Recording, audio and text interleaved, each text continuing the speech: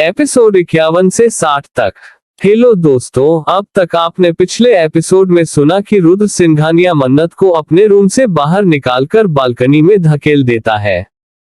वह एक बार भी पीछे मुड़कर नहीं देखता कि मन्नत को कितनी चोट आई है। वही मन्नत जो ऐसे अचानक धकेले जाने की वजह से संभल नहीं पाती और गिर जाती है, जिस वजह से उसके हाथ छिल जाते हैं और उसमें से खून निकलने लगता है। अब आगे इस तरह से वह मन्नत को वहां छोड़कर बालकनी से अंदर आ जाता है, पर अंदर आते वक्त वह बालकनी के दरवाजे को लॉक कर देता है कि कहीं वह लड़की अंदर ना चली आए। एक पल के लिए भी उसके मन में ये ख्याल नहीं आता है कि कितनी तेज ठंड बाहर पड़ रही है। ठंड का मौसम था और मन्नत ने हल्का सा कपड़ा पहना हुआ था, लहंगा टुनरी, जो कि बहुत ही हल्के नेट से बना हुआ था, जिस वजह से उसे बहुत ज्यादा ठंड लग रही थी। वह अपनी सुनी आंखों से अपने हाथों को फैलाकर उसमें से बह रहे खून को देख रही थी। इस वक्त उसकी आंखों में आंसू नहीं थे, वह बस सुनी आंखों से अपने हाथों को एक तक देखे जा रही थी। उसके मन में क्या चल रहा था ये बता पाना बहुत मुश्किल था। वही रुद्र, जिसने मन्नत को पनिशमेंट दे दिया था, उसे अब बहुत अच्छा लग रहा था। वह मन ही मन बोलता है कि चलो, इस गोल्ड लड़की को मैंने अच्छी सजा दे दी है। सुबह तक में इसका होश ठिकाने आ जाएगा और इसे मैं धक्के मारकर अपने घर से निकाल दूंगा। इतना बोलकर वह सीधा जाकर अपने बेड पर लेट जाता है और सोने की कोशिश करने लगता है। वह इधर उधर करवट बदल रहा था, पर उसे नींद नहीं लग रही थी। आज उसका दिल जोरों से धड़क रहा था। पता नहीं, कुछ बेचैनी सा एहसास हो रहा था। ऐसे लग रहा था जैसे कुछ गलत हो रहा है और बेचैनी बढ़ती ही जा रही थी। वह बार बार अपने बिस्तर पे इधर उधर करवट मारता रहा, लेकिन फिर भी उसका मन शांत नहीं हुआ। तो उसे लगा कि शायद उसने इतने कपड़े पहन रखे हैं, ठंड की वजह से ऐसा होगा। ये सब सोचकर वह अपने कपड़ों को उतार देता है। अब वह नीचे बस एक लोअर में था। उसने अपने शरीर के सारे कपड़े उतार दिए थे। इस वक्त उसका बॉडी ऊपर साइड से बिल्कुल निकेट था और उसके 8 पैक साफ साफ दिखाई दे रहे थे। अगर कोई ऐसे उसे देख लेता तो बस देखता ही रह जाता। वह इस वक्त बहुत ही ज्यादा सुंदर लग रहा था। शायद उससे ज्यादा सुंदर तो कोई हो ही ना, लेकिन इस वक्त उसके चेहरे पर उलझन बनी हुई थी। वह अब फिर से जाकर बेड पर लेट जाता है, लेकिन अब भी उसकी बेचैनी उतनी ही बनी हुई थी। इसी तरह धीरे धीरे कर आधी रात बीत जाती है। वह अपनी बेचैनी और उलझन के चक्कर में भूल गया था कि उसने मन्नत को बिना किसी बिस्तर वगैरह दिए ही वहां पर धकेल दिया था। उसने एक बार भी नहीं देखा था कि बालकनी में सोफा नहीं है। उसे लगा था कि वह सोफे पर सो जाएगी। वही मन्नत जो बाहर बालकनी में थी, ऊपर पूरा खुला हुआ था, जिस वजह से वहां बहुत ज्यादा ठंड पड़ रही थी। जैसे जैसे रात बढ़ रही थी वैसे वैसे ठंड भी बढ़ती जा रही थी। अब ऐसा लग रहा था जैसे पूरा शरीर ही उसका जम जाएगा। ठंड इतनी ज्यादा हो गई थी कि उसे अपने शरीर में पकड़न सी महसूस हो रही थी। ऐसे लग रहा था जैसे मानो रात जैसे जैसे बढ़ रही थी, ठंड भी वैसे वैसे बढ़ रही थी। वहीं मन्नत की आंखों में पता नहीं कौन सा दर्द था। ना तो वह रो रही थी, ना ही कुछ बोल रही थी। बस एक टक ऊपर आसमान को देख रही थी, जिसमें कोहरे की वजह से धुंधला धुंधला सा सिर्फ चांद ही नजर आ रहा था। तारे तो जैसे कहीं खो गए थे। ठंड हद से ज्यादा बढ़ चुकी थी। ऐसे लग रहा था मानो हड्डी तक को गला देगी। मन्नत अपनी जगह पर से उठकर अगल बगल अपनी नजरें डालकर देखने लगती है। वह ढूंढ रही थी कि कोई ऐसी जगह मिल जाए जहां वह बैठकर इस रात को काट सके, क्योंकि उसे अब अच्छे से पता चल गया था कि उसे अपनी रात यहीं गुजारनी पड़ेगी। क्योंकि जिस इंसान ने उसे यहाँ धकेला था वह भूलकर भी उसे अंदर नहीं बुलाने वाला है। शायद अब तक तो वह गहरी नींद में आराम से सो चुका होगा। यही सब सोचकर वह अपनी जगह से उठकर दीवार के कोने में जाकर दुबक कर बैठ जाती है। फिर भी उसे गर्मी कहीं से प्राप्त नहीं होती है, क्योंकि दीवार भी तो सीमेंट की बनी है। जिस वजह से वह ठंड में पूरी तरह से बर्फ की तरह गल रही थी। जैसे ही उसका शरीर दीवार को टच करता है तो पूरे शरीर में कंपन सी दौड़ जाती है। ठंड की वजह से उसका अब पूरा शरीर कपकपाने लगा था, लेकिन फिर भी उसकी आंखों में इतनी ठंडक थी जैसे मानो उसे इस सब से कोई फर्क ना पड़ रहा हो। दर्द का तो नामोनिशान ही दिख रहा था। पता नहीं वह क्या बात थी जिस वजह से उसकी आंखें इतनी ठंडक लिए हुए थी। वह शांति से अपनी जगह पर दीवार से सटकर बैठ जाती है। आम कोई इंसान होता तो वह इस गलते हुए दीवार पर अपने खुले शरीर को टच करने की कोशिश ना करता, क्योंकि मन्नत का ब्लाउज पीछे से बड़े गला वाला था, जिससे उसकी गोरी कमर और बैक साफ साफ विजुअल हो रही थी। अब आप लोग कहेंगे मन्नत तो सांवली है, तो वह गोरी कहां से हो गई? जी हाँ, वह सांवली ही है, लेकिन वह सिर्फ दिखावे के लिए सांवली है। बाकी तो वह कैसी है आपको स्टोरी में आगे पता चलेगा। और उसने अपने आप को पूरी तरह से इसलिए ढका था क्योंकि उस समय उसके पास इतना टाइम नहीं था कि वह अपने आप को पूरी तरह से सांवले रंग में ढाल सके। इसलिए उसका जितना शरीर सामने से दिख रहा था उसने उसे अच्छे से सांवला बना लिया था, लेकिन बैक को उसने अच्छे से अपने दुपट्टे से ढक लिया था, जिस वजह से ज्यादा कुछ दिखाई नहीं पड़ रहा था और अपने बालों को खोल रखा था। इस वजह से बैक का कुछ भी साफ साफ नहीं दिखाई दे रहा था और न ही किसी ने ध्यान दिया था। लेकिन अब इस कड़ाके की ठंड में जहां उसका पूरा शरीर ठंडा पड़ चुका था, कपड़ों की गर्मी पर्याप्त नहीं थी क्योंकि कपड़ा इतना पतला था कि वह उसे गर्म रखने में सक्षम नहीं था। फिर भी जैसे मानो उसको कोई असर ना हो, वह उसी तरह दीवार में सटे हुए उसी जगह पर बैठ जाती है। उसकी आंखों में बहुत ज्यादा गहराई थी। ऐसे लग रहा था जैसे वह कुछ सोच रही हो। तभी उसके आंखों के सामने एक धुंधला सा दृश्य दौड़ता है। एक धुंधला सा दृश्य दिखाई देने लगता है।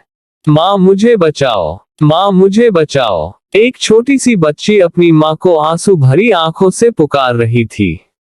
इस समय उसके आवाज में बहुत ज्यादा दर्द था। ऐसे लग रहा था जैसे मानो उसे की बहुत ज्यादा दर्द हो रहा हो। उस बच्ची के शरीर पर कई जगह जख्म बने हुए थे और उसके शरीर से खून निकल रहा था। वहीं उसके सामने उसकी माँ जो खून से लथपथ जमीन पर पड़ी थी। ऐसे लग रहा था जैसे उसे किसी ने बहुत ही बेरहमी के साथ मारा हो। उसके शरीर पर बहुत ही ज्यादा घाव बने हुए थे, जिसमें से खून तेजी से बह रहा था। वहीं सामने वह नन्ही सी बच्ची जो ठीक से चल भी नहीं पा रही थी। वह किसी तरह सरकते सरकते बहुत ही मुसीबत से अपने माँ के पास पहुंचती है। वहीं उसकी माँ जो बेजान सी अपनी आंखों को खोलने की कोशिश कर रही थी, जिससे वह अपनी नन्ही सी परी को देख सके। उसका पूरा शरीर जख्म से भरा था। उसके शरीर से खून इतनी तेजी से बह रहा था कि वह पूरी तरह से कमजोर हो चुकी थी। उसके अंदर इतनी भी ताकत नहीं थी कि वह उठकर अपनी बच्ची को अपने गले से लगा सके, और ना इतनी ताकत थी कि वह अपनी बंद होती आंखों को झपका कर दोबारा खोल सके। वह अपने बंद हो रहे धुंधले धुंधले आंखों से अपनी बच्ची के रोते हुए चेहरे को देख रही थी। वह इतनी ज्यादा बेबस और लाचार थी कि उसे अपने आप पर रोना आ रहा था। वह मन ही मन भगवान से कह रही थी कि तुझे मुझ पर तरस नहीं आ रहा है। इतने दर्द और इतनी तकलीफों के बावजूद मैंने किसी तरह जीना सीखा, और आज जब मैं अपनी जिंदगी हंसी खुशी जी रही थी तब तूने मुझे ये गहरा जख्म दे दिया। हे भगवान, तू किस जन्म का बदला मुझसे ले रहा है? मेरे साथ जो करता करता पर इस मेरी नन्ही सी बच्ची के साथ जो तूने किया वह अच्छा नहीं किया। तुझे तो भगवान होने का दर्जा ही नहीं मिलना चाहिए। तू अगर भगवान होता तो मेरी नन्ही सी बच्ची की जान तो बचा लेता। मुझे मरने से डर नहीं लगता है, मेरी मौत हो जाए, मुझे इस बात से डर नहीं लगता है, लेकिन मेरी नन्ही सी बच्ची को बचा ले।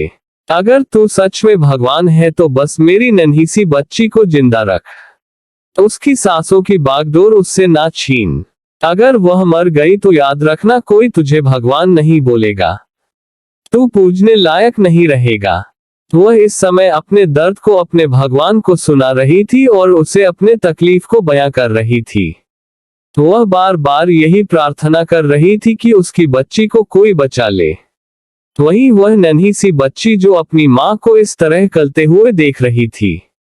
उसके आंखों से आंसू झरझर कर बह रहे थे। वह रोते रोते उसका गला इतना ज्यादा दर्द करने लगा था कि उसके मुंह से आवाज ही नहीं निकल रही थी। वह कदिलते करते अपनी माँ के पास तक पहुंच जाती है और अपनी माँ को पकड़कर जोर जोर से रोने लगती है। माँ माँ तुम्हें क्या हुआ? प्लीज माँ आंखें खोलो, माँ आंखें खोलो, मैं तुम्हारे बिना नहीं रह सकती हूँ, माँ प्लीज आंखें खोलो। वह बार बार अपनी माँ को उठाने की कोशिश कर रही थी कि इस समय उसकी आवाज में इतना दर्द था कि अगर कोई सुन ले तो उसका कलेजा ही फट जाए। वह दर्द की वजह से बेहोशी की हालत में पहुंच चुकी थी, लेकिन फिर भी वह अपनी उसी दर्द भरी आवाज में अपने माँ को बार बार उठाने की कोशिश कर रही थी। कहीं वह उसके गालों को थपथपाती, कहीं उसे कंधों से पकड़कर झकझोरती, पर उसकी माँ उठ नहीं रही थी। वह छोटी सी बच्ची अपनी माँ के सीने में अपना सर रखकर देखती है तो उसके माँ की धड़कन उसे सुनाई नहीं पड़ रही थी। ये सुनते ही ऐसे लग रहा था मानो उसकी जान निकल जाए। वह चीख चीख कर चिल्ला चिल्ला कर रोने लगती है। माँ माँ प्लीज माँ मुझे ऐसे छोड़कर मत जाओ, माँ मैं तुम्हारे बिना नहीं रह सकती, माँ मुझे भी अपने साथ ले चलो, मैं मरना चाहती हूँ तुम्हारे साथ, माँ माँ मुझे ऐसे अकेले ना छोड़ो, मैं कैसे जिंदा रह पाऊंगी। इस वक्त उसकी आवाज में इतना दर्द था कि सुनने वालों का भी कलेजा फट जाए। वह इतने पहर ऐसे ही रोती रही, उसे भी नहीं पता और किस पहर रोते रोते वह बेहोश हो गई। जैसे ही हसीन फ्लैशबैक एंड मन्नत की आंखों में आंसू भरे हुए थे। वह उसकी पलकों में डबडबाया हुआ था, लेकिन क्या मजाल है जो मन्नत उसे नीचे छलकने दे। उसके आंख आंसुओं से इस कदर भर गई थी कि मन्नत की आंखों के सामने अंधेरा छा गया था। फिर भी उसने अपने आप को इस कदर मजबूत बना रखा था कि उसकी आंखों से आंसू छलक कर नीचे नहीं बह रहे थे। यह उसका दर्द था जो हर पल उसे जीने नहीं देता था। उसे हर एक पल सौ मौत मारता था। वह जिंदा रहते हुए भी एक लाश की तरह जिंदगी जी रही थी, क्योंकि अभी तक उसे अपने माँ के कातिलों का पता नहीं चला था और आज वही पल था जब उसे एक हल्का सा सुराग मिला था, जिस वजह से वह उस व्यक्ति को पकड़ने के लिए उस होटल में गई थी और उसने उसे आराम से पकड़ लिया था।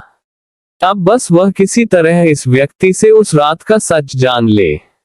उसके बाद जो तबाही आने वाली है वह तबाही तो दुनिया देखती रह जाएगी। इस वक्त मन्नत पूरी तरह से ठंड की वजह से अकड़ चुकी थी। उसका पूरा शरीर ठंडा पड़ चुका था। उसके होंठ धीरे धीरे कर नीले पड़ रहे थे।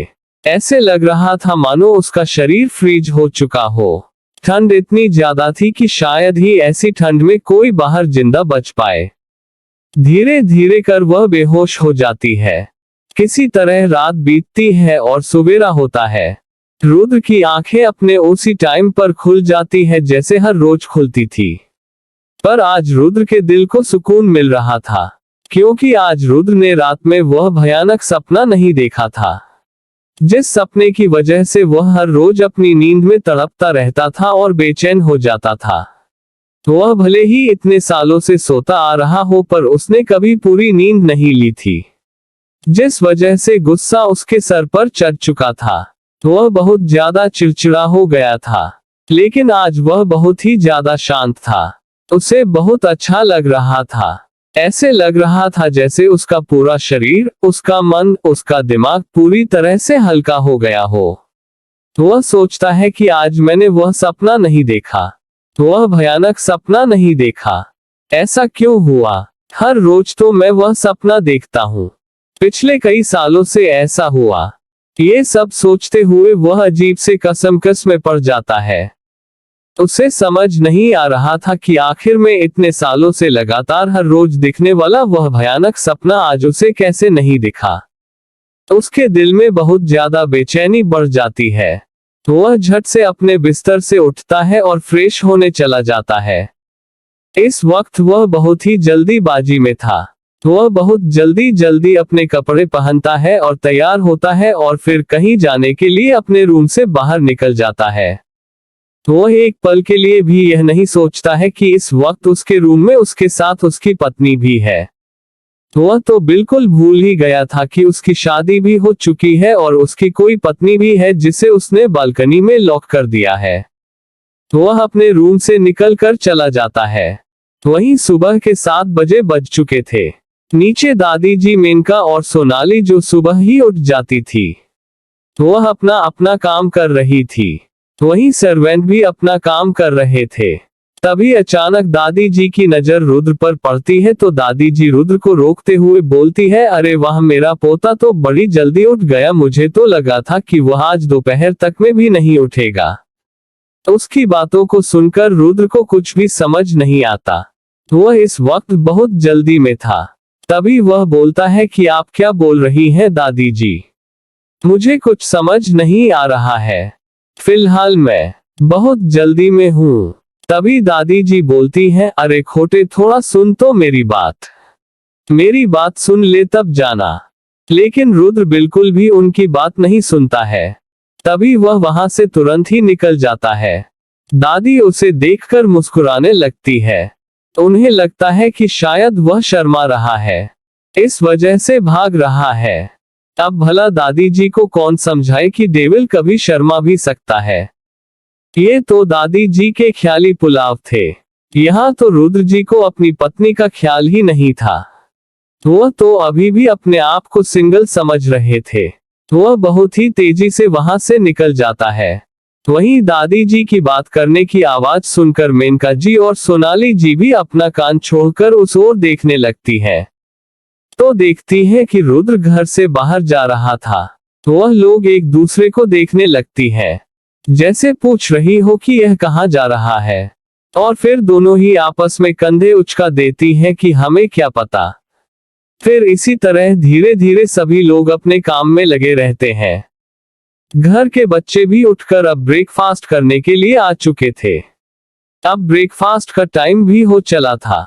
सुबह के 9 बजे बज गए थे, पर अभी तक मन्नत नहीं उठी थी। वहीं दादी जी को कुछ अजीब लगने लगता है। तभी दादी जी मेनका से बोलती हैं, अरे मेनका बहू, तेरी बहू तो बड़ी लापरवाह निकली। देख तो इतना टाइम हो गया है, पर अभी तक यह उठी नहीं। ऐसे लग रहा है जैसे कि रात भर नींद ही ना ली हो।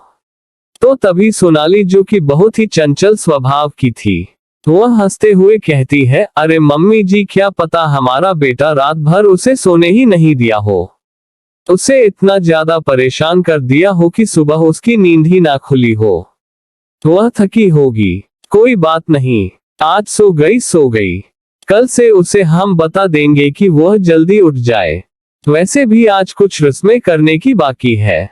अगर वह सुबह उठी होती तो उससे करवा देते, लेकिन अब देर हो रहा है तो हम कल के लिए इसे पोस्टपोन कर देते हैं। फिर वह लोग सभी बैठकर नाश्ता करने जाने लगते हैं। तब दादी बोलती हैं, अरे खोटियों, तुम सब नाश्ता करोगे और क्या इस घर की बहू नाश्ता नहीं करेगी? उसे भी तो कोई जाओ बुला कर लाओ। तभी मेनका जी बोलती है, मम्मी जी, मुझे लगता है कि उसका नाश्ता हमें उसके रूम में ही पहुंचवा देना चाहिए। हो सकता है वह थकी हो और अभी तैयार भी ना हुई हो, इस वजह से काफी देर हो जाएगा। तो दादी जी बोलती है कि कोई बोल तो तू सही रही है, चल कोई बात नहीं, उसका नाश्ता रूम में ही पहुंचवा दे। आज पहली बार है ना, इसलिए उसे थोड़ा शर्म भी आएगी और वह यहाँ हम लोगों के बीच में अपने आप को कंफर्ट भी महसूस नहीं कर पाएगी। धीरे धीरे जब वह हम लोगों के बीच रहने लगेगी तो उसे थोड़ा बहुत हम लोगों की आदत हो जाएगी और वह थोड़ा सा खुल जाएगी तो सभी के बीच में घुलना मिलना सीख लेगी। उनकी बातों को सुनकर अहिल्या जी सर्वेंट को नाश्ता की एक थाली लाने को कहती है। सर्वेंट भी जल्दी से थाली तैयार करके ले आता है।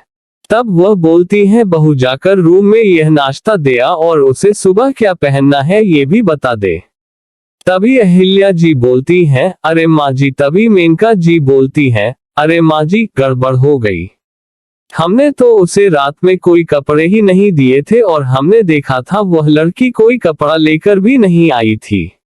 उसकी बातों को सुनकर कार्तिक तपाक से बोल देता है, क्या कहा आपने? ये तो मैं पहली बार सुन रहा हूँ कि बहू एक जोड़े में घर आई है। अरे वाह, ये तो लेटेस्ट न्यूज बननी चाहिए। मॉम, हम क्या कहते हैं, इसे रिपोर्टर को बता दो। हमारी बहुत ज्यादा पब्लिसिटी होगी और हमारा नाम और भी ज्यादा ऊंचा हो जाएगा कि हमने अपने घर की बहू को सिर्फ दुल्हन के एक जोड़े में लाया है। उसकी बातों को सुनकर सोनाली जी उसके सर पे एक थप्पड़ लगाती है और बोलती है, नालायक कहीं का, अपना मुंह बंद रखा कर। कितनी बार समझाया है, ये शादी अभी सीक्रेट है, किसी को नहीं बतानी है। तुझे समझ नहीं आती का? अपना ये टपर टपर वाला मुंह किसी के सामने देखना खोल मत देना, वरना मैं तेरे दांत तोड़ दूंगी। दादाजी ने पहले ही बताया था कि इस शादी के बारे में किसी को पता नहीं चलना चाहिए। मुझे लगता है कि दादाजी को पहले ही पता था कि रुद्र इस शादी को ज्यादा दिन तक नहीं निभाएगा और अगर बात फैल गई तो बाद में अगर रुद्र इस लड़की को छोड़ेगा तो उसकी जिंदगी खराब हो जाएगी। दादाजी वाकई में बहुत ही ज्यादा बुद्धिमान है। उन्होंने शादी भी करवा दी और लड़की को सुरक्षित भी कर दिया और रुद्र के छोड़ने के बाद उसे इतनी एलिमनी तो जरूर मिल जाएगी कि वह अपनी जिंदगी को सुकून से बिता सकेगी।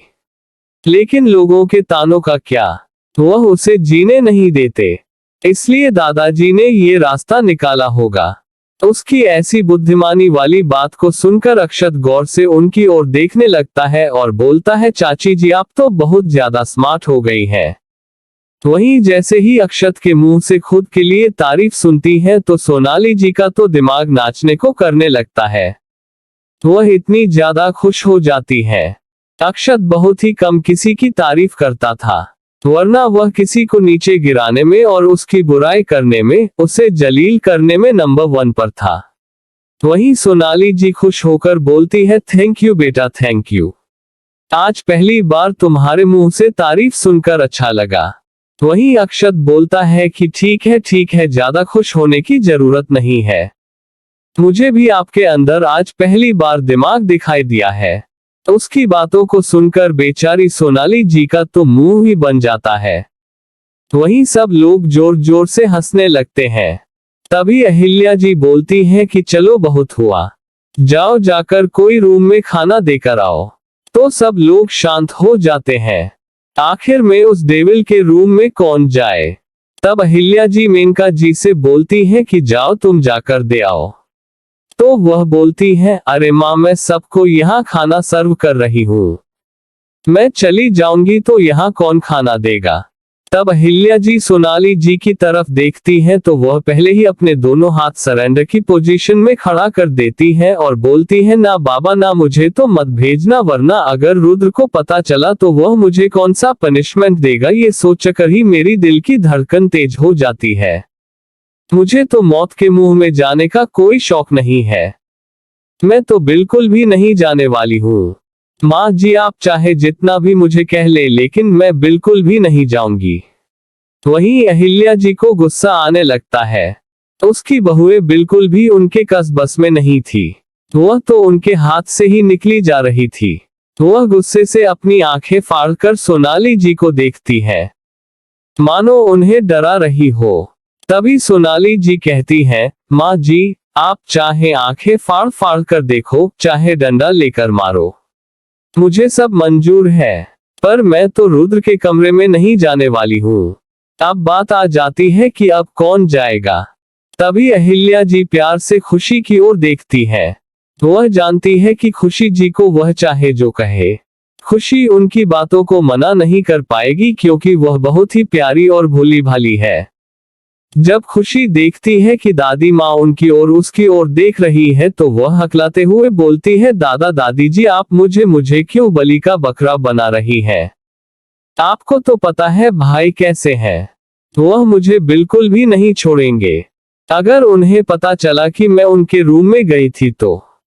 तब अहिल्या जी बोलती है, कल भी तो तुम उनके रूम में गई थी, क्या उसने तुझे कुछ कहा? तो खुशी सोचने लगती है कि अरे हाँ, मजा आ गया, कल मैं भाई के रूम में गई थी और भाई ने मुझे कुछ नहीं कहा। इसका मतलब लोग सही कहते हैं, बीवी आने के बाद भाई बदल जाते हैं। वह सच में बदल गए। लेकिन ठीक है, बहुत अच्छा है। भगवान करे उनकी एक नहीं दो चार और बीवियां आ जाए, भाई और एकदम से बदल जाएं। ये बोलकर वह भगवान को धन्यवाद अदा करने लगती है। अब भाई कोई हमारी इस खुशी को समझाए। एक बीवी को तो वह एक्सेप्ट नहीं कर रहा है, दो चार का क्या करेगा। तभी अहिल्या जी बोलती हैं, खुशी जाओ तुम देकर आओ, और हम एक सर्वेंट के हाथों कुछ कपड़े और गहने भेज रहे हैं, वह भी उन्हें दे देना और बता देना कि यह रिवाज है, इसे पहन लेंगी, जिससे आज उनके मुंह दिखाई की रस्म भी पूरी कर देंगे। वहीं मेनका जी आश्चर्य से दादी की ओर देखते हुए बोलती है, अरे माँ, आपने मुंह दिखाई के लिए किसे बुलाया है? क्या आपने इस शादी को पब्लिक कर दिया है? तभी दादी बोलती है, अरे नहीं, तुम समझ नहीं रही हो।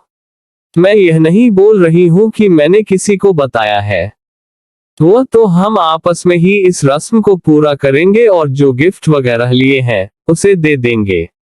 उसकी बातों को सुनते ही मेनका जी शांत हो जाती है, क्योंकि उन्हें लगा था कि माँ जी कहीं इस शादी को पब्लिक कर दी और रुद्र नहीं माना तो फिर उसकी इमेज थोड़ी खराब हो जाएगी और फिर कोई दूसरी लड़की जल्दी शादी करने को तैयार नहीं होगी, क्योंकि उन्हें अच्छे से पता है उनका बेटा बहुत ही ज्यादा खड़ूस है।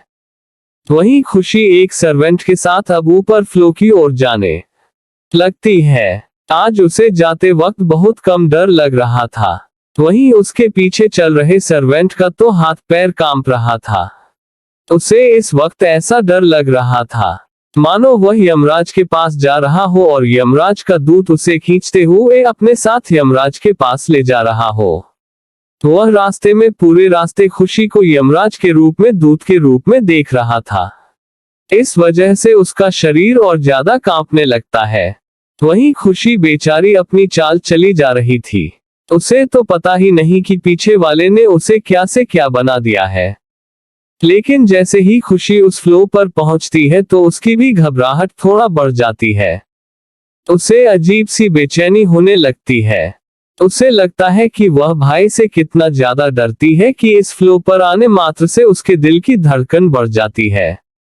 लेकिन कोई बात नहीं, वह मन ही मन बोलती है, चलो खुशी चलो, तुम कर लोगी यह काम, तुम अपने मिशन को जरूर पूरा कर लोगी, क्योंकि तुम बहुत ही ज्यादा हिम्मत वाली हो। इसलिए अब बिल्कुल शांत मन से आगे बढ़ो और अपने मिशन को पूरा करो। ये सब बोलते हुए वह धीरे धीरे अपने कदमों को बढ़ा रही थी। जैसे जैसे वह दरवाजे के पास पहुंच रही थी, उसके दिल की धड़कन तेज होती जा रही थी। वहीं वह सर्वेंट, उसे तो ऐसे लग रहा था मानो इसी क्षण वह यहाँ से गायब हो जाए, वरना उस डेविल को पता चला तो वह उसे कौन सा पनिशमेंट देगा, क्योंकि उसका देने का, सजा देने का तरीका इतना अलग था कि देखकर ही लोगों की रूह कांप जाए। सजा पाने वालों का क्या होता होगा, ये तो अंदाजा भी नहीं लगाया जा सकता था। जैसे ही खुशी जैसे ही रुद्र के रूम के दरवाजे के पास पहुंचती है, वह सर्वेंट जल्दी से खुशी के हाथों में खाने की थाल रखकर ऐसे भागता है जैसे मानो उसके पीछे शेर पड़ गया हो। खुशी तो बस अपनी आंखें फाड़े उसे देखते रह जाती है और मन में कहती है, अरे बाप रे, ये क्या देख रही हूँ, अभी यह मेरे पीछे ऐसे आ रहा था जैसे इसके शरीर में जान ही ना हो, और अब ऐसे भाग रहा है जैसे मैराथन दौड़ने जा रहा हो। सच में अगर इसे इस वक्त मैराथन दौड़ में भेज दिया जाए तो ये सबसे पहला नंबर पाएगा। ये बोलते हुए वह मुस्कुराते हुए दरवाजे को धीरे से खटखटाती है, लेकिन अंदर से कोई आवाज नहीं आती।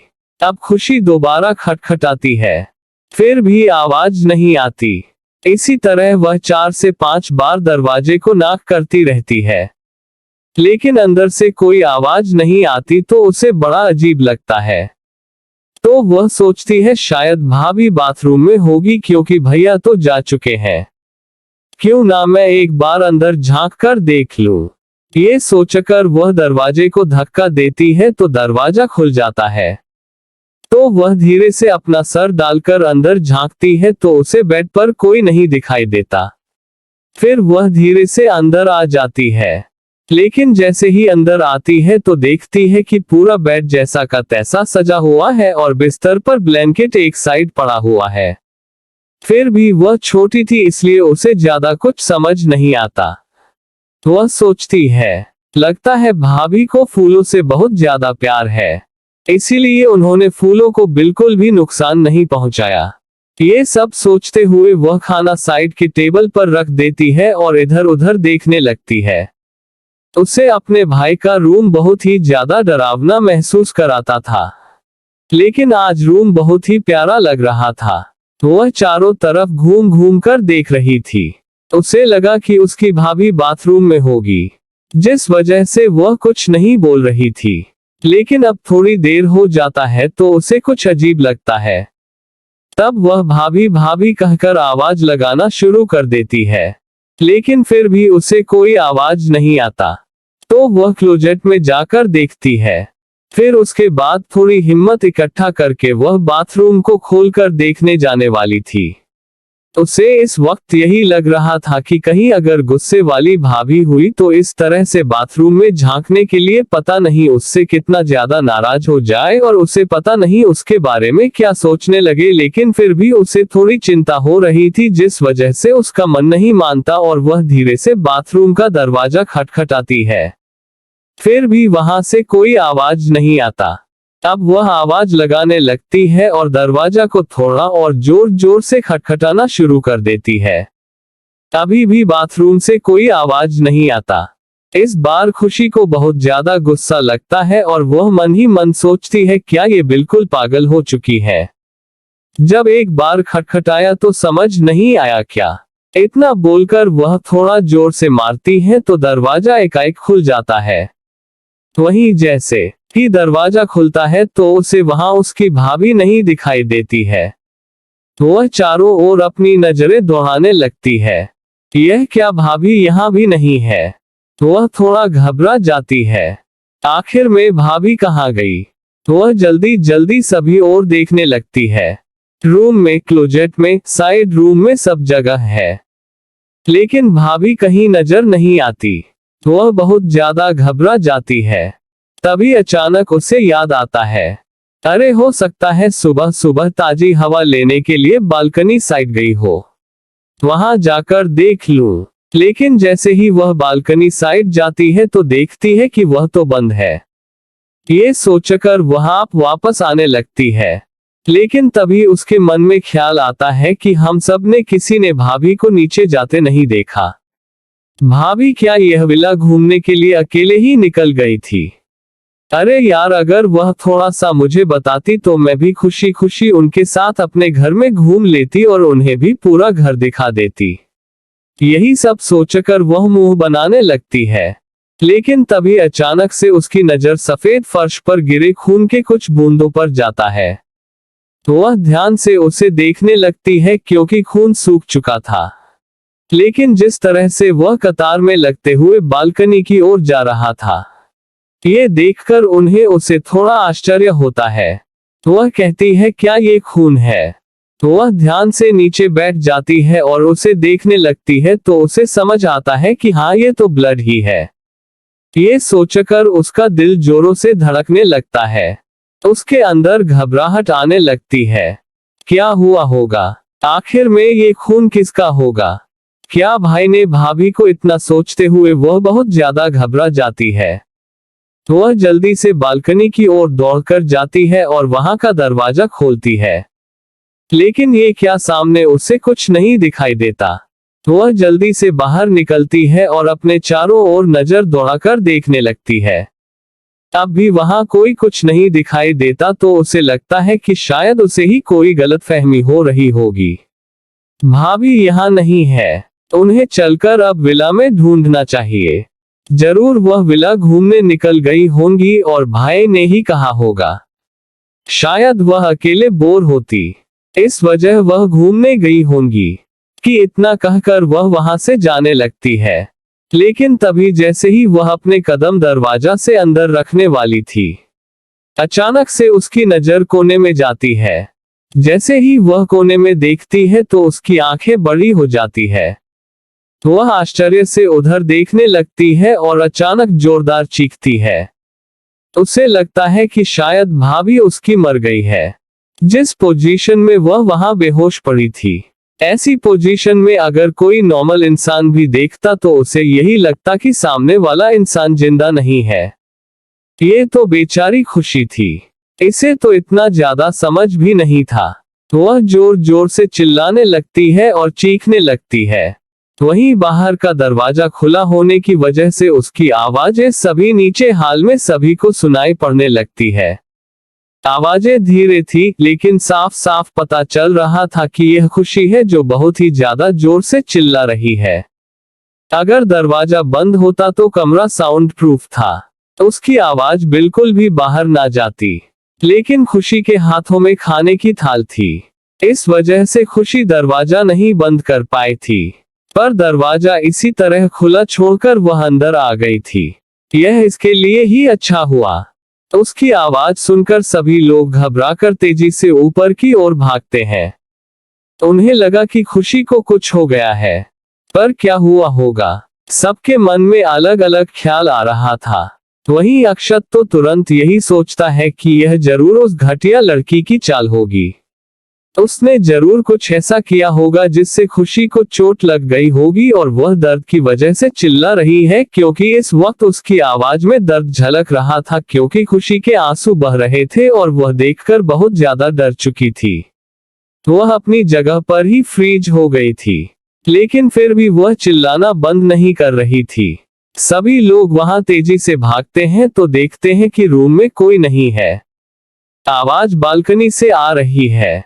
वहीं अक्षत, जो उसमें सबसे लंबा चौड़ा था, वह बहुत ही तेजी से खुशी के पास आता है और उसे तुरंत पकड़कर ऊपर से नीचे तक देखने लगता है और घबराते हुए बोलता है, बच्चा क्या हुआ? तुम इतनी तेज क्यों चिल्ला रही हो? क्या तुम्हें कहीं चोट आई है? क्या तुम्हें कुछ हुआ है? वहीं खुशी घबराहट के मारे कांप रही थी और वो कुछ नहीं बोल रही थी और घर के लोग उसे चारों तरफ से घेर लिए थे, जिस वजह से अब मन्नत नहीं दिखाई दे रही थी। वह तो उनकी भीड़ में पीछे ही छिप गई थी और खुशी को इस तरह रोता देखकर सब इतना ज्यादा घबरा गए थे कि किसी को मन्नत का ख्याल ही नहीं आता। तभी कुछ भी घबराते हुए पूछता है, बच्चा क्या हुआ? तुम इतना ज्यादा क्यों डर रही हो? तुम बताओ ना क्या हुआ? कुश हमेशा शांत रहता था, वह ज्यादा नहीं बोलता था, लेकिन उसकी एक दूसरी साइड भी थी। अगर उसके अपनों को कुछ हो जाए तो वह एक शैतान बन जाता था। इस समय उसके आंखों में खून उतर आया था। उसकी बहन इस तरह बदहवास होकर रो रही थी। उसे समझ नहीं आ रहा था कि आखिर में खुशी के साथ क्या हुआ। वह उसे तेजी से झोरते हुए बोलता है, खुशी होश में आओ, होश में आओ और बताओ क्या हुआ तुम्हारे साथ। तभी अक्षत बोलता है कि वह लड़की कहाँ गई? वह घटिया लड़की, उसने ही जरूर कुछ खुशी के साथ किया होगा, जिस वजह से वह ऐसे रो रही है। इतना बोलकर वह उसे ढूंढने लगता है तो वह देखता है कि उसके आसपास वह नहीं है, तो उसे लगता है कि जरूर उसी ने कुछ किया है, तभी वह भाग गई है और छुप गई है, वरना वह भी इस वक्त यहाँ मौजूद होती और इतनी देर से खुशी रो रही है, वह उसके पास क्यों नहीं है? ये सब सोचते हुए उसके हाथों की मुट्ठियां बन जाती है और वह अपना दांत पीस लेता है। उसे इस वक्त मन्नत पर बहुत ज्यादा गुस्सा आ रहा था। अगर उसका बस चलता तो वह इसी वक्त उसकी जान ले लेता। वहीं अब तक राजीव जी, विजय जी भी पहुंच गए थे। वह लोग भी बहुत ज्यादा परेशान हो गए थे। दादाजी अपने स्टडी रूम में थे, जिस वजह से उन्हें कुछ पता नहीं चलता है। राजीव जी जल्दी से खुशी को अपने गले से लगाते हुए बोलते हैं, बच्ची क्या हुआ? मुझे बताओ क्या हुआ? तुम शांत हो, पहले शांत हो। विजय जी भी उसे शांत करने लगते हैं। खुशी धीरे धीरे शांत होती है, लेकिन इसके बावजूद वह हिचकियां लेकर रो रही थी। वहीं उसे शांत होता देखकर विजय जी प्यार से उसके सर पर हाथ फेरते हुए बोलते हैं कि बच्चा क्या हुआ? तुम इस कदर क्यों रो रही हो? तभी अक्षत गुस्से में बोलता है, अरे हुआ क्या होगा? वह घटिया लड़की जिसे दादाजी ने हमारे सर पे लाकर बैठा दिया है, उसी ने जरूर इसके साथ कुछ किया होगा, जिस वजह से यह ऐसे रो रही है। आज मैं उसे छोड़ूंगा नहीं।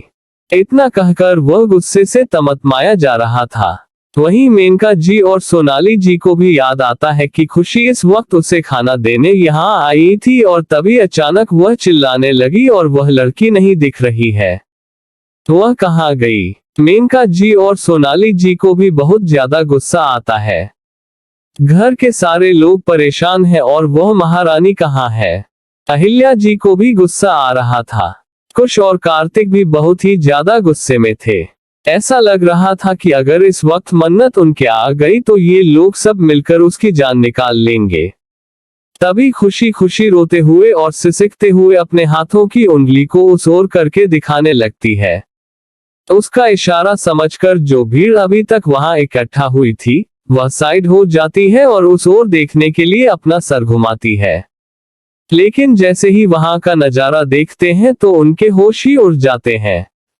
सभी लोग अपनी जगह पर बिल्कुल पत्थर की तरह जम गए थे। ऐसे लग रहा था मानो उनके अंदर सांस ही न आ रही हो। एक पल के लिए तो वहां एकदम से सन्नाटा छा जाता है। वहां किसी के सांस तक की आवाज नहीं आ रही थी। तभी अचानक से राजीव जी होश में आते हैं और वह घबराते हुए उस ओर भागते हैं और बोलते हैं, इस लड़की को क्या हो गया? कहीं रुद्र ने तो इतना बोलकर उनका पूरा शरीर कांप जाता है।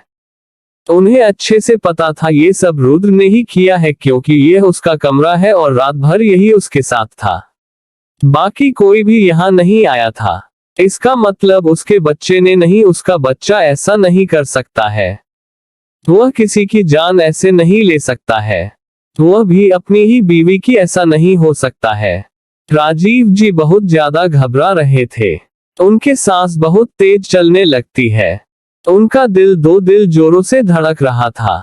यही हाल अहिल्या जी, मेनका जी, विजय जी, सोनाली जी सभी का था। वहीं सारे बच्चे तो अपनी आंखें फाड़े देख रहे थे। अब जाकर उन्हें समझ में आता है कि खुशी क्यों इतनी ज्यादा डर गई थी और क्यों इतना चिल्ला रही थी। तभी विजय जी होश में आते हुए कहते हैं कि भाई यह आप क्या कर रहे हैं? साइड हटिए, पहले देखिए कि वह जिंदा है कि नहीं, क्योंकि इस वक्त तक मन्नत का पूरा शरीर जमने बर्फ में जमने की वजह से एकदम से नीला पड़ चुका था। वह लोग जैसे ही उसे छूते हैं तो उसका शरीर बर्फ के समान ठंडा था। ये देखकर उनकी तो सांस ही अटक जाती है। क्या वह मर गई थी? नहीं नहीं, ऐसा नहीं हो सकता है, ऐसा नहीं हो सकता है। वह बहुत ज्यादा घबराने लगते हैं। उसका बच्चा ऐसे अपनी पत्नी का खून नहीं कर सकता है। वहीं अहिल्या जी, मेनका जी और सोनाली जी तो रोने लगती है। उन्हें समझ नहीं आता कि रुद्र ने ये क्या कर दिया। अरे उसे नहीं पसंद था तो छोड़ देता, निकाल देता, तलाक दे देता। हमसे कहता, पर उसकी जान क्यों ले ली? उन्हें लगा कि उनका डेविल बच्चा उसे जान से मारकर यहाँ फेंक दिया है। एक पल के लिए भी उनके मन में दूसरा कोई ख्याल नहीं आया, क्योंकि वह अपने बच्चे को बहुत अच्छे से जानते थे। वह किसी की जान लेने में एक मिनट की भी देरी नहीं लगाता था। वह तो इंसानों को भी जानवरों की कैटेगरी में रखता था, और जैसे मुर्गे और बकरे को हलाल किया जाता है, बिल्कुल उसी तरह वह इंसानों का भी वही हाल करता था। डर के मारे उन लोगों के आंखों से आंसू बह रहे थे। वहीं अक्षत, खुश और कार्तिक तो अपने जगह पर एकदम पत्थर की तरह जम गए थे। उन्हें तो अपनी आंखों पर यकीन नहीं हो रहा था। वह लोग अभी तक इस लड़की को कोस रहे थे, पर यहाँ तो ये खुद मरी हुई पड़ी है। तभी कुछ होश में आता है और तुरंत रिएक्ट करता है। वह भागकर उसके पास जाता है और उसे संभाल कर अपनी गोद में उठाता है। वहीं विजय जी भी बहुत ज्यादा घबरा गए थे।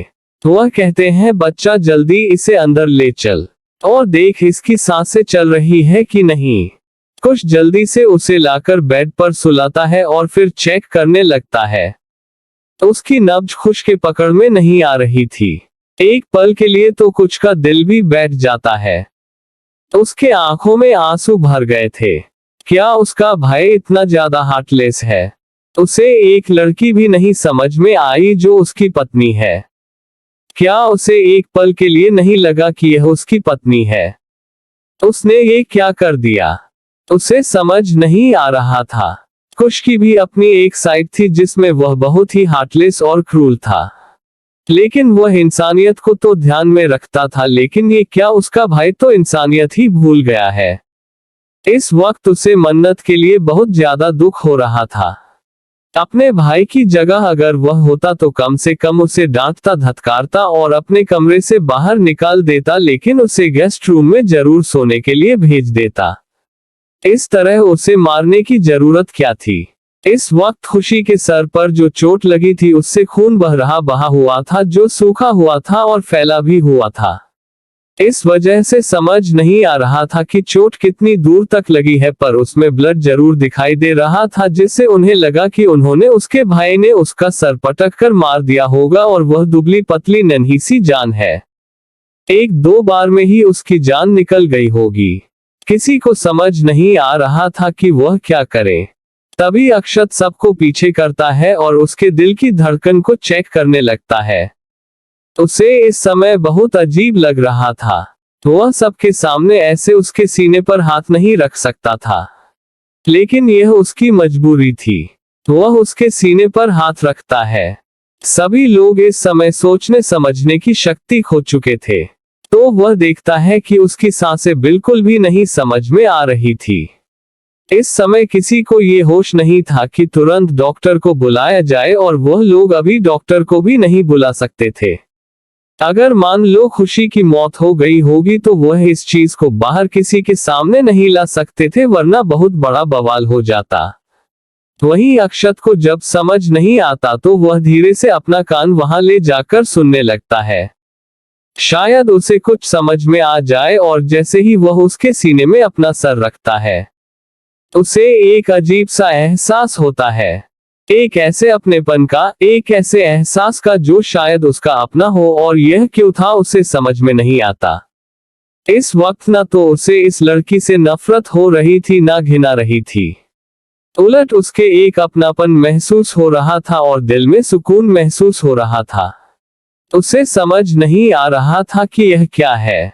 तभी वह एहसास करता है कि उसके दिल की धड़कन बहुत ही धीरे गति से चल रही है। ऐसे लग रहा है जैसे वह अपनी सांसों को बस छोड़ने ही वाली है। जैसे ही उसे यह एहसास होता है, वह तुरंत जोर से चिल्लाता है, डैड, अभी अभी मन्नत में जान बाकी है, इसीलिए जल्दी से डॉक्टर को कॉल करो, कहीं देर ना हो जाए। उसकी बात को सुनकर सभी के जान में जान आती है। तुरंत ही विजय जी फोन करते हैं और डॉक्टर को 5 मिनट के अंदर अपने मेंशन में आने को कहते हैं। यह उनका फैमिली डॉक्टर था, जिस वजह से उन्हें उतना ज्यादा डर नहीं था, लेकिन फिर भी इंसान तो वह भी था। यह नजारा देखेगा तो वह इनके बारे में क्या सोचेगा कि इनका घर अपने बहुओं के साथ ऐसा ही ट्रीट करता है। इस समय सभी की नजरें झुकी हुई थी, उनका सर शर्म से झुका हुआ था। डॉक्टर घर पहुंच चुका था। वह मन्नत का इलाज कर रहा था। उसे बहुत ज्यादा ताज्जुब हो रहा था कि इतने ज्यादा ठंड में रहने की वजह से जहां एक आम इंसान की मौत होना निश्चित था, फिर ये लड़की कैसे जिंदा थी, इसके अंदर सांस कैसे बची है। उसे तो अपनी आंखों पर यकीन नहीं हो रहा था, जिस वजह से मन्नत का पूरा शरीर ठंड की वजह से अकड़ गया था, और उसका शरीर इतना ज्यादा ठंडा था कि अगर उसे उबलते हुए पानी में भी इस वक्त डाला जाए तो वह गर्म नहीं होने वाला था। ऐसे लो टेम्परेचर में वह रहकर कैसे जिंदा रह सकती है। डॉक्टर के मन में भी अजीब अजीब से सवाल चल रहे थे। वहीं वह उसे वार्न करने के लिए एक साथ 3-4 इंजेक्शन लगाता है, जिससे उसके शरीर पर इसका असर तुरंत हो जाए, और फिर बहुत सारी और भी ट्रीटमेंट करता है और उसके शरीर पर रगड़ने के लिए गर्म तेल और ताप देने के लिए ब्लोअर लाने को कहता है। सभी लोग इस समय बहुत ही ज्यादा परेशान थे। वह जल्दी जल्दी सारा काम कर रहे थे। वहीं मेनका जी जल्दी से उसके पैर के तलवों में तेल को रगड़ रही थी, जिसे अभी अभी सर्वेंट ने गर्म करके लाया था। वहीं उसके चारों तरफ ब्लोअर लाकर लगा दिया गया था, जिससे उसके शरीर को थोड़ी गर्मी पहुंचाई जा सके। इस वक्त उसे ब्लैंकेट से कवर किया गया था। वहीं धीरे धीरे कर अब मन्नत की हार्ट बीट नॉर्मल हो रही थी, जो पूरी तरह से डूब चुकी थी।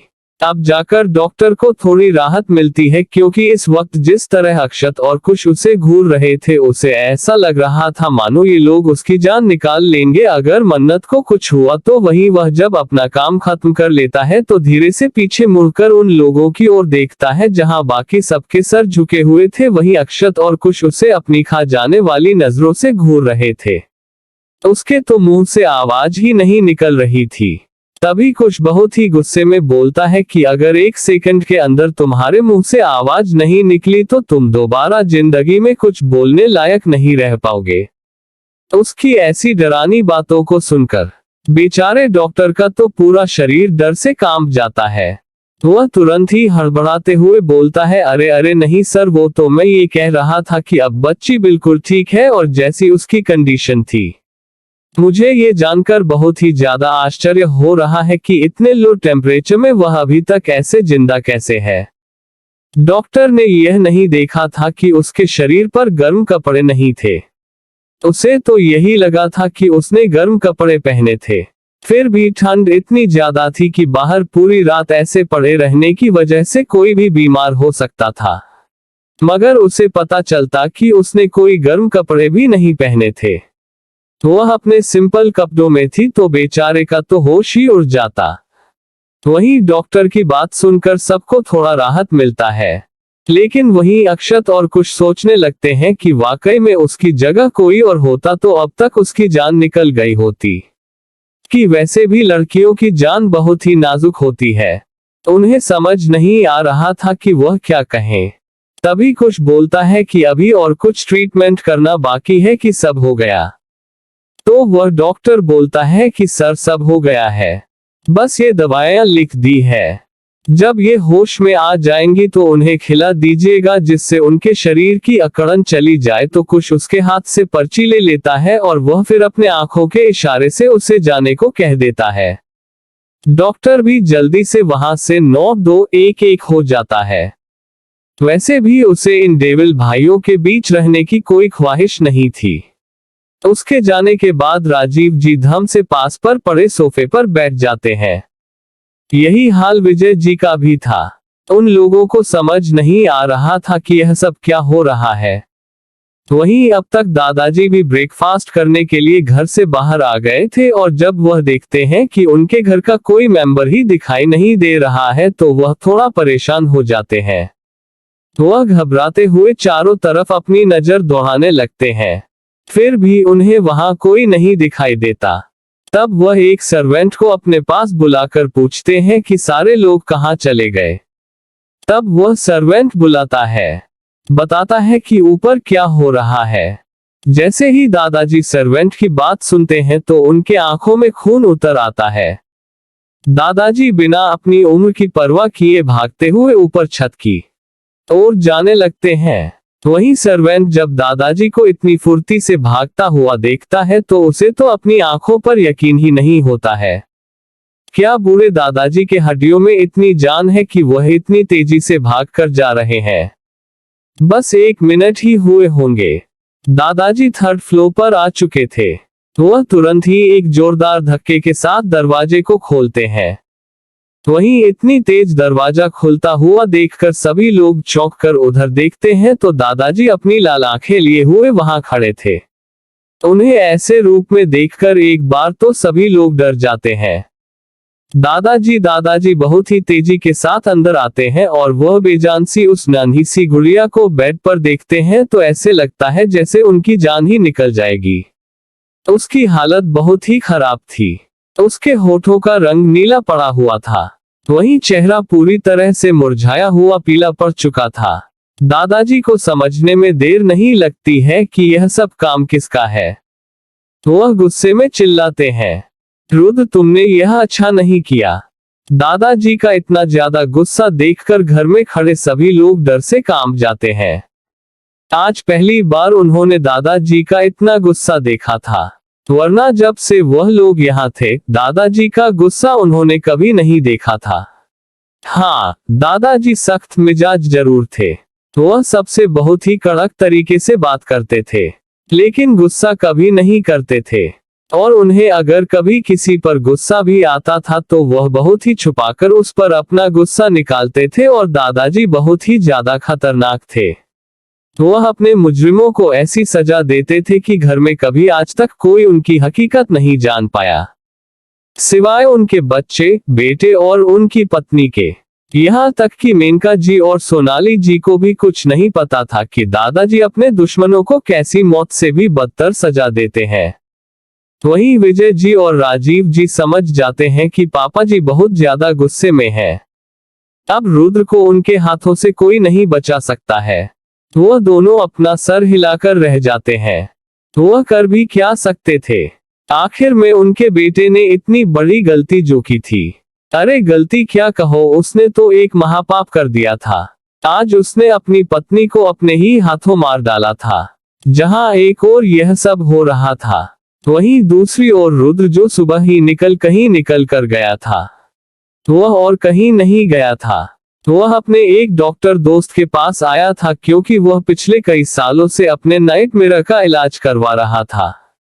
लेकिन आज तक कई तरह का एक्सपेरिमेंट करने और कई तरह की दवाएं खाने के बावजूद उसके साथ कभी ऐसा नहीं हुआ कि उसने वह सपना ना देखा हो और एक पल भी सुकून से सोया हो। लेकिन वह बहुत ही सुकून महसूस कर रहा था। वह रात के किस पहर सोया था, वह तो उसे भी नहीं याद था। वह डॉक्टर को एक एक कर सारी बात बताता है कि रात में उसे बहुत बेचैनी हो रही थी। उसे बहुत ज्यादा उलझन हो रहा था। वह अपने कपड़े निकाल दिया था और फिर वह लेट गया था। लेकिन फिर भी उसे बेचैनी हो रही थी और फिर वह धीरे धीरे कब सो गया उसे पता नहीं। लेकिन सुबह वह जब उठा तो उसे बहुत ही ज्यादा आश्चर्य हुआ। एक एक कर अपनी सारी बातों को बताने के बाद वह ध्यान से डॉक्टर के चेहरे को देखने लगता है। वहीं डॉक्टर कुछ सोच में था। वह कुछ नहीं बोल रहा था। वहीं रुद्र अपनी बेचैनी को दबा नहीं पा रहा था। वह गुस्से में उसका कॉलर पकड़कर खींच देता है, जिस वजह से बेचारा डॉक्टर जो कि उसका ही दोस्त था, वह लड़खड़ा कर सोफे से सीधा जमीन पर गिर जाता है। वह गुस्से से रुद्र को घूरने लगता है। तभी रुद्र गुस्से में बोलता है कि अगर तूने जल्दी से अपना मुंह नहीं खोला तो याद रख, मैं तुझे ऐसी सजा दूंगा कि तू सोच भी नहीं सकता। और तेरे एक्सपेरिमेंट के लिए जो फंडिंग मैंने की है वह सब बंद कर दूंगा।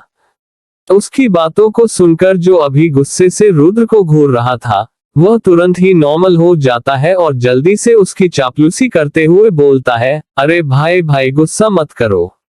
मैं बहुत ही ध्यान से तुम्हारे सभी बातों को जोड़ने की कोशिश कर रहा था, जिससे मैं किसी नतीजे पर पहुंच सकूं। तो वह फिर से उसका कॉलर पकड़कर उसे उठाकर उसकी जगह पर बैठा देता है। और उसी तरह रुद्र अपने दोस्त का कॉलर पकड़े हुए बोलता है, तो कड़ी जोड़ ली ना। अब जोड़ने के बाद बता दे क्या नतीजा निकला। वही उसका दोस्त जिसका नाम समर था। वैसे तो समर के पापा बहुत बड़े बिजनेसमैन थे, लेकिन उसे डॉक्टर बनना था, वो भी दुनिया का टॉप नंबर 1 डॉक्टर, जिस वजह से वह अपने पापा का बिजनेस ज्वाइन न करके इस लाइन को चुन लेता है।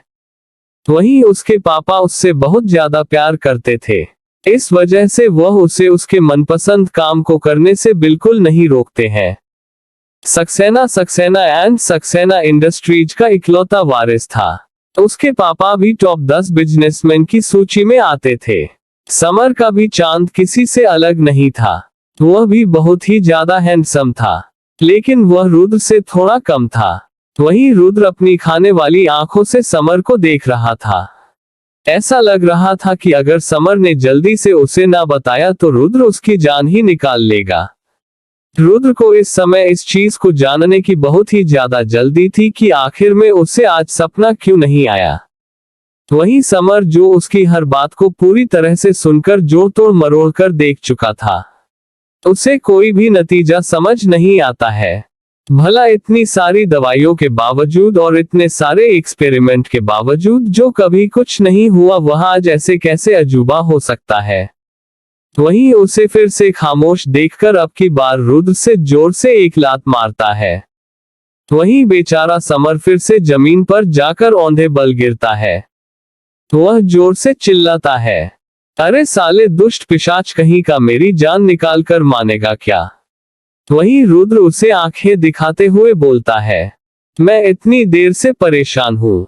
सुबह उठकर सीधा भागते हुए तेरे पास तेरा सड़ा हुआ मुंह देखने चला आया, और तू है कि पिछले 1 घंटे से लगातार इसी तरह सोचे जा रहा है। मुझे लगता है कि तेरे सर से तेरा दिमाग अलग करना पड़ेगा, क्योंकि जब तू कुछ भी नहीं सोच पा रहा है तो दिमाग को रखकर क्या करेगा? उसकी बातों को सुनकर बेचारे समर का मुंह बन जाता है। वह बोलता है, अरे यार यही तो मैं सोच रहा हूँ कि ऐसा क्या हुआ था तेरे साथ जो तू अचानक से ऐसे सपनों को देखना भूल गया। मुझे लगता है कि तेरा टाइम सपने देखने का यहीं तक का था, अब वह खत्म हो गया है। ऐसा कर तू घर जा और आज रात को सोना और सुबह आकर मुझे बताना कि क्या फिर से तुझे सपना आया है। अगर मेरा एक्सपीरियंस सही है तो तुझे इतने सालों तक सपना आना था।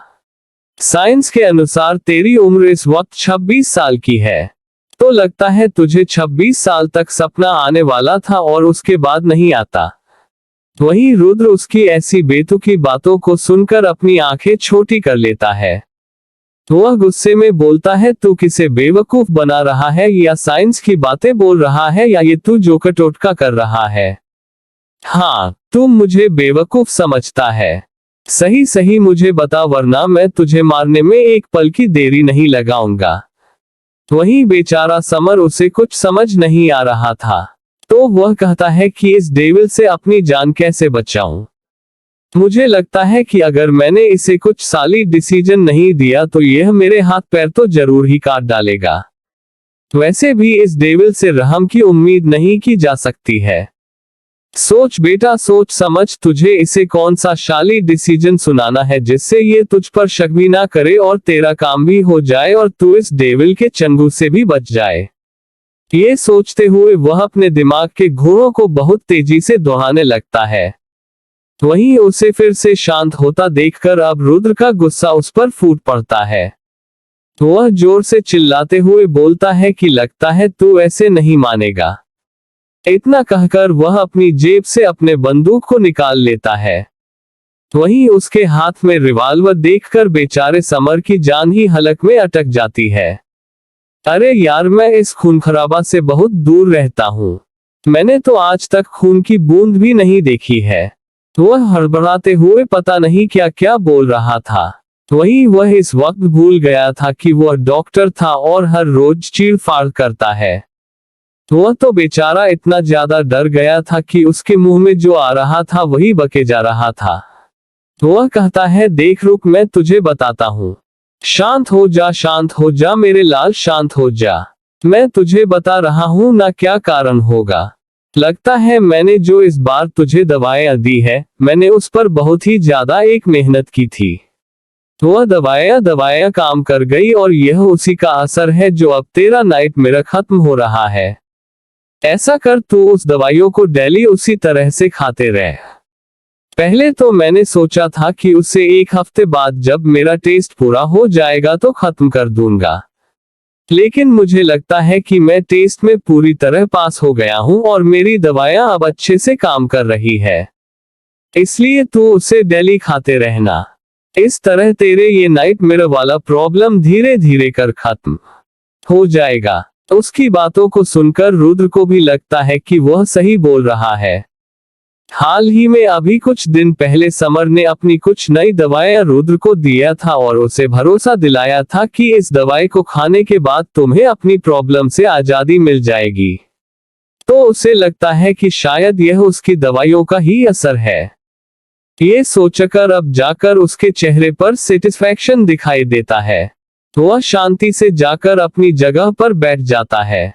वहीं बेचारे समर, जिसकी सांस अटकी हुई थी, वह एक लंबी सांस छोड़ता है और बोलता है, बाप रे बाप, जान बचे तो लाखों पायो। इतना बोलकर वह अपने सीने पर हाथ रख लेता है। उसका दिल बहुत जोरों से धड़क रहा था। वह अपने दिल की ओर देखने लगता है और बोलता है, थैंक गॉड तुम अंदर ही हो।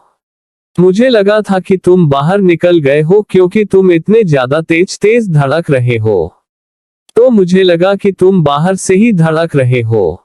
अब यार कोई हमारे इस समर जी को समझाए। यह एक चॉकलेटी बॉय है, लेकिन यह एक फेमस डॉक्टर भी है, और इनकी डॉक्टरी की, इनके इलाज की जितनी भी तारीफ की जाए वह कम है। ये बहुत ही अच्छा इलाज करते हैं अपने मूज मरीजों का। उन्हें दवाइयों के साथ साथ उनका एंटीटेरिमेंट भी अच्छे से करते हैं, जिससे यहाँ कोई मरीज आता है तो वह दुखी और असहाय और तकलीफ में महसूस नहीं करता है। ये सब इनकी मेहरबानी है। इस वजह से समर सक्सेना को सभी लोग बहुत ज्यादा प्यार करते हैं और इनका बहुत ज्यादा नाम है।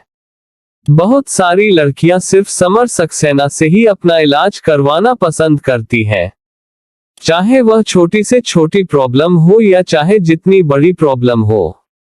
जहां एक ओर रुद्र को अपने सवालों का जवाब मिल गया था, वहीं दूसरी ओर अब तक 5 घंटे बीत चुके थे, लेकिन अभी भी मन्नत को होश नहीं आया था।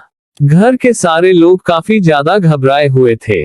अक्षत और कुश ने तो डॉक्टर के कनपटी के ऊपर बंदूक लगाकर उसे तो यहीं बैठा दिया था। वह बेचारा भी सांस रोके बैठा हुआ था।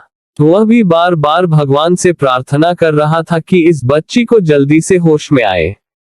अगर यह होश में नहीं आई तो ये डेविल उसकी जान निकाल लेंगे। वैसे तो उसने उन लोगों को बताया नहीं था कि अभी भी मन्नत के होश में आने का बहुत बड़ा रिस्क है, लेकिन उसे पता था कि यह लड़की जब इतनी स्ट्रांग है कि वह मौत के मुंह से निकलकर बाहर आ गई है तो होश जरूर आएगा। इसी वजह से उसने ज्यादा कुछ इन लोगों को नहीं बताया था। अगर इन्हें पता चलता कि अभी भी मन्नत की जान खतरे में है तो ये लोग तो तुरंत उसे ही गोली से उड़ा देते। जिस वजह से वह बहुत ही अच्छे तरीके से मन्नत का इलाज कर रहा था और बार बार भगवान से प्रार्थना कर रहा था कि इस बच्ची को जल्दी से होश में लाए। अब तक 6 घंटे बीतने को थे। मन्नत होश में नहीं आ रही थी। वहीं अब पूरा परिवार परेशान हो गया था। वहीं दादाजी अपनी आंखों में आंसू भरे बस एकटक मन्नत की ओर देख रहे थे। वह बार बार अपने मन में यही सोच रहे थे, क्या उन्होंने इस बच्ची के लिए यह फैसला लेकर गलत किया? क्या उसका पोता कभी नहीं सुधर सकता है? जब आज अपने पहली रात में ही उसने इस बच्ची के साथ इतना गंदा व्यवहार किया है तो आगे वह इसके साथ क्या क्या कर लेगा। दादाजी को अच्छे से पता था, आज उनके पोते की जगह अगर किसी और ने उसके ऊपर इस तरह हाथ उठाया होता या उसके साथ कोई भी गलत व्यवहार किया होता तो शायद ही वह इस पृथ्वी पर जिंदा होता, और वह उसके साथ उसका पूरा घर खानदान ही गायब हो जाता। लेकिन यह उसका दादाजी का नालायक पोता था जिसे मन्नत ने बर्दाश्त किया था, वरना वह किसी को ऐसे आसानी से छोड़ दे ये तो उसने कभी जिंदगी में किया ही नहीं था। दादाजी ने देखा था, रुद्र बड़े ही आराम से सुबह घर से निकल गया था। ऐसे लगा जैसे कुछ हुआ ही ना हो। इस समय दादाजी का खून खल रहा था। अगर रुद्र इस समय दादाजी के सामने आ जाता तो वह अपनी छड़ी से उसकी टांगे तोड़ डालते। वह गुस्से से अपनी मुट्ठी बंद किए हुए बैठे थे। उन्होंने रुद्र को कई बार कॉल किया था, पर रुद्र उनकी कॉल रिसीव नहीं कर रहा था। वहीं अब दादाजी के गुस्से का बांध टूट पड़ता है। वह तुरंत ही रुद्र के सेक्रेटरी यानी यतिन के पास फोन मिला देते हैं और गुस्से में बोलते हैं, रुद्र कहाँ है? वहीं जैसे ही यतिन दूसरी तरफ से फोन उठाता है, दादाजी की इतनी कठोर आवाज सुनकर वह अंदर तक हिल जाता है। उसे समझ में नहीं आता कि दादाजी इतने ज्यादा गुस्से में क्यों है। वह तो डर से कांपने लगता है। उसके मुंह से आवाज ही नहीं निकल रहा था। इन पोते और दादा के बीच में वह बिल्कुल किसी तबले की तरह बजाया जाता था। लेकिन आज दादाजी का गुस्सा बहुत ही ज्यादा खतरनाक था। इस वजह से उसे लगता है कि हे भगवान, इस रुद्र ने कोई गड़बड़ ना किया हो, वरना वह तो मरेगा ही मरेगा। लेकिन साथ में दादाजी मुझे भी नहीं छोड़ेंगे। इतना बोलकर वह हकलाते हुए दादाजी से बोलता है कि सर एक मीटिंग में है। वहीं दादाजी कहते हैं उसे तुरंत कहो कि मीटिंग छोड़कर घर आए। अगर उसने ऐसा नहीं किया तो याद रखेगा मैं उसे अपनी जायदाद से बेदखल कर दूंगा। जिस मीटिंग के लिए वह इतना सब कुछ कर रहा है, ना इतनी मेहनत कर रहा है, तो आराम से जाकर मौज करे। उसे इतनी मेहनत करने की जरूरत ही नहीं पड़ेगी, ना ही उसे कंपनी मिलेगी और ना ही उसे मेहनत करना पड़ेगा। उस दादाजी की बातों को सुनकर बेचारे ये तिनकी तो आंखें ही फट जाती है। वह मन ही मन अब कल्पना करने लगता है, रुद्र से कंपनी छीन ली गई है, दादाजी ने उसे घर से निकाल दिया है। रुद्र फटे पुराने कपड़े में, जो चारों तरफ से ऐसे लग रहा था देखने से जैसे कुत्ते ने चीर फाड़ कर नीच दिया हो, इस तरह पहने हुए अपने हाथों में भीख का कटोरा लिए हुए सभी के सामने भीख मांग रहा था और वहीं यतिन राजा की तरह बैठकर उसके कटोरे में एक का सिक्का डाल रहा था। अरे यार, इतना अमीर होने के बाद सपने में भी यह कंजूसी कर रहा है, यानी इसे नोटों की गड्डी नहीं बल्कि 1 रुपया 1 का सिक्का देने का मन किया। हद है यार हमारे नितिन बाबू की, इनके कंजूसी की तो बात ही क्या कहें।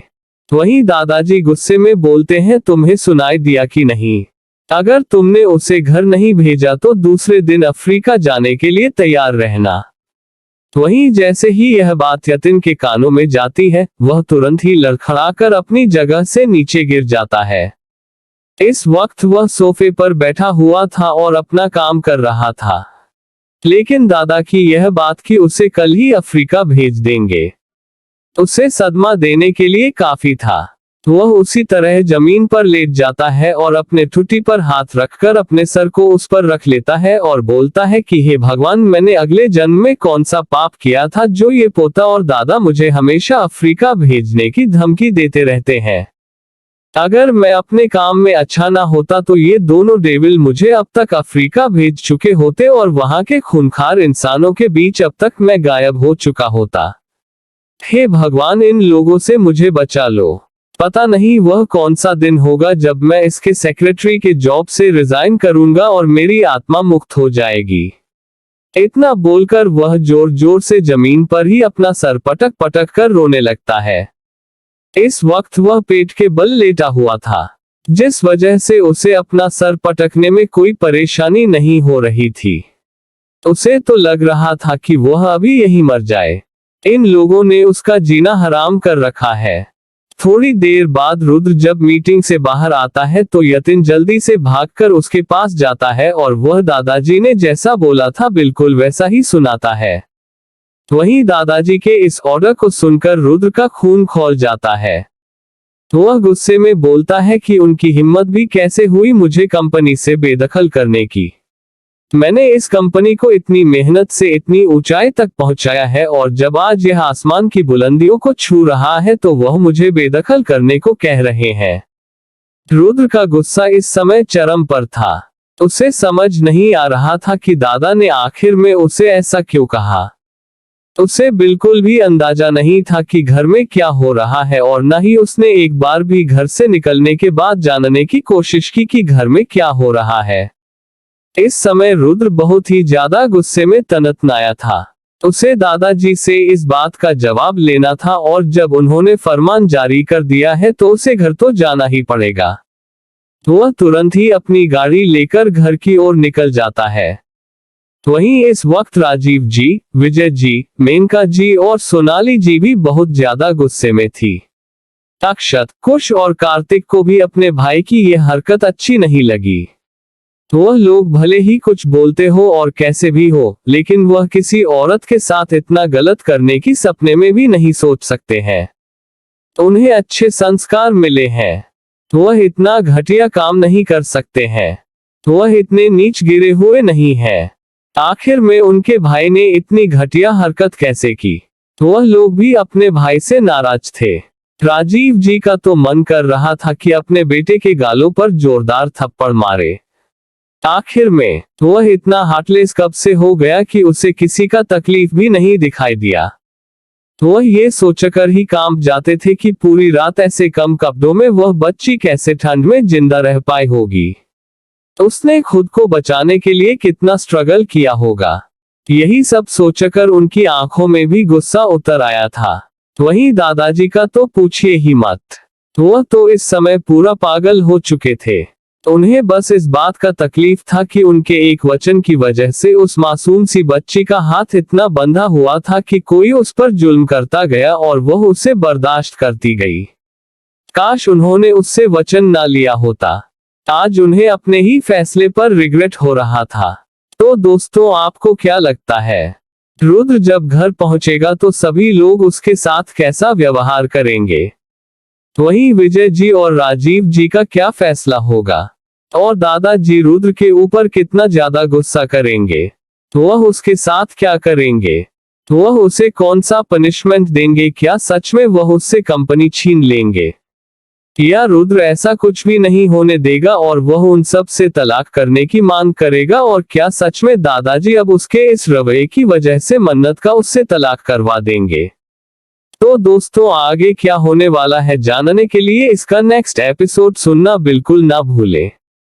और आप लोगों ने ये शिकायत की है कि मैं डेंजरस माफिया क्वीन का एपिसोड नहीं दे रही हूँ, और हमारे किसी दोस्त ने ये शिकायत की है कि मैं विश्व रूपा का एपिसोड नहीं दे पा रही हूँ।